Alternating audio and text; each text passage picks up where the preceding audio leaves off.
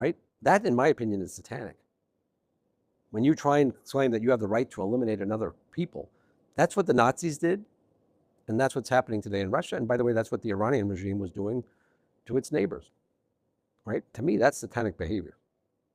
Yeah, and with this cult narratives that they created over more than 20 years ago, that was basically promoted the narratives that just using this term that the entire the government, the politicians of Ukraine, they're cult member, and then that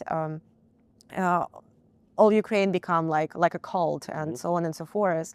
And basically you understand that on one hand you kind of that sounds crazy, and you just don't want to hear that. But after 20 years, when you see that those who have leading positions in these organizations now working so hard together with the priests of Russian Orthodox Church who are blessing the missiles to basically, kill Ukrainians and spread the other narratives of, like we discussed behind the scenes, that they were spreading the narratives that Ukrainians are Nazis and all of that stuff. So, and it becomes clear for you that that's one of the operation that was done, just just taking time to go to the people's minds. Right. Because there was a lot of spreading narratives that, and entire West is a cult for them, and that Ukraine fall into West and fall into, this cultists way of entire West and so on. So, but yeah, thank you so much for your answer. And my question would be, what do you think is that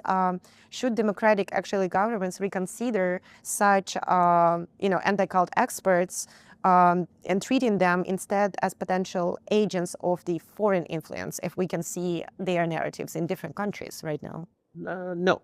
I mean, I would say if a foreign government in what we call the West sees that they're getting funding from another foreign government, or they're getting tasking or direction from another foreign government, then they might treat them as a foreign agent.